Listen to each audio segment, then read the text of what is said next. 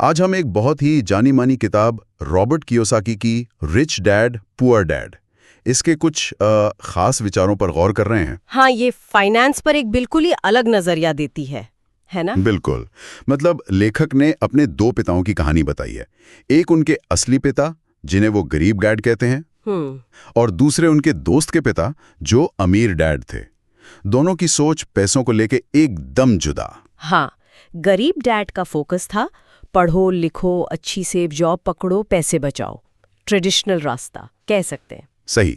और अमीर डैड, उनका फंडा बिल्कुल अलग था। उनका था कि भाई समझो पैसा काम कैसे करता है, निवेश करो, बिजनेस बनाओ, मतलब ऐसा सिस्टम बनाओ कि पैसा तुम्हारे लिए कमाए। हाँ, पैसिव इनकम जिसे कहते हैं। बिल्कुल। और आज हम इन्हीं दो अलग अलग रास्तों से पैसे, निवेश और शायद सबसे जरूरी हमारी अपनी सोच, माइंडसेट, इसके बारे में कुछ सीखने की कोशिश करेंगे। ठीक है, तो सबसे पहली और शायद सबसे जरूरी बात जो किताब उठाती है वो है फाइनेंशियल एजुकेशन की कमी। जैसा कि इसी पर जोर देते हैं कि असली वेल्थ जो है वो एसेट्स, लायबिलिटीज और कैश फ्लो, इन तीन चीजों को समझने से आती है। यहीं से खेल शुरू होता है। बिल्कुल, ये समझ किताबी ज्ञान से अलग है और इसका सीधा कनेक्शन है फाइनेंशियल फ्रीडम से। पैसा आपके लिए काम करे, आप सिर्फ पैसे के लिए नहीं। एग्जैक्टली, वही कोर आइडिया है। अच्छा, तो फिर एसेट्स और लायबिलिटीज की बात आती है।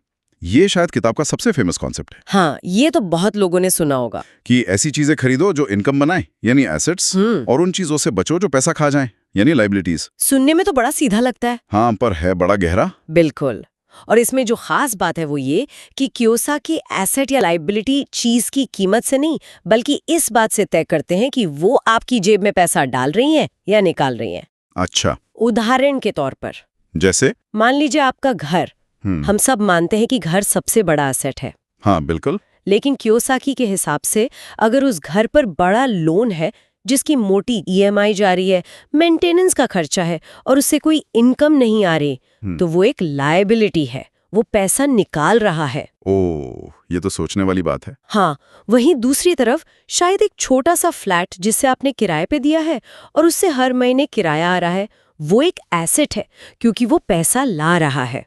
तो कार, खासकर महंगी वाली, ज्यादातर केस में लायबिलिटी पैसा लेती ही है। लोन, फ्यूल, बीमा, मेंटेनेंस। ये नजरिया तो खर्च करने से पहले 100 बार सोचने पर मजबूर करता है। सही। अच्छा, तो एसेट बनाओ, लायबिलिटी से बचो। इसके बाद एक और पॉइंट है सीखने के लिए, काम करो, सिर्फ कमाने के लिए नहीं। हाँ, ये भी इंटरेस्टिंग है।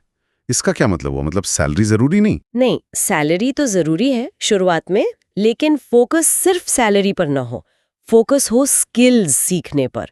ऐसी स्किल्स जो आपको आगे चलकर वेल्थ बनाने में मदद करें। जैसे कि कौन सी स्किल्स? कियोसाकी खास तौर पर सेल्स, मार्केटिंग, नेगोशिएशन यानी मोलभाव और निवेश, इन स्किल्स पर जोर देते हैं। अच्छा।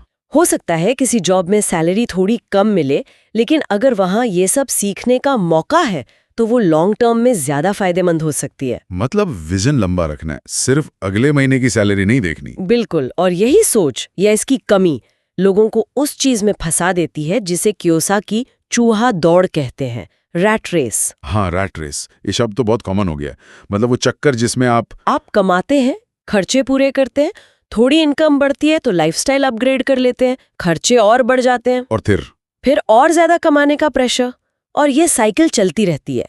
जैसे वो चूहा पहिए में भागता रहता है पर पहुंचता कहीं नहीं। सही कहा, बस पहिया और तेज घूमता जाता है। हाँ, और इस रैट रेस से बाहर निकलना ही फाइनेंशियल फ्रीडम की तरफ पहला कदम है। इसके लिए अपने खर्च करने की आदतों, अपनी लाइफस्टाइल चॉइस पर सवाल उठाना जरूरी है। सिर्फ ज्यादा कमाना काफी नहीं है। बिल्कुल नहीं, कमाए हुए पैसे को कैसे इस्तेमाल करते हैं वो ज्यादा जरूरी है। तो अगर हम इन सब बातों को समेटें, तो निचोड़ क्या है? मेरे ख्याल से ये एक तरह का वेकअप कॉल है। हाँ, कह सकते हैं कि भाई अपनी फाइनेंशियल एजुकेशन खुद लो। हाँ। स्कूलों के भरोसे मत रहो, समझो कि एसेट क्या है, लायबिलिटी क्या है, और फिर एसेट बनाओ, लायबिलिटी कम करो, लगातार सीखते रहो, नई स्किल्स डेवलप करो, और शायद सबसे जरूरी, वो चूहा दौड़ से बाहर निकलो। बिल्कुल। और ये सब सुनने के बाद सोचने वाली बात ये है सबके लिए कि अब जब ये एसेट लायबिलिटी का फर्क समझ आया है, तो अपने रोज के खर्चों को, अपनी शॉपिंग को क्या अब एक नए नजरिए से देखा जा सकता है? क्या कोई छोटी सी आदत बदल कर भी उस रैट रेस से निकलने की दिशा में एक छोटा कदम बढ़ाया जा सकता है?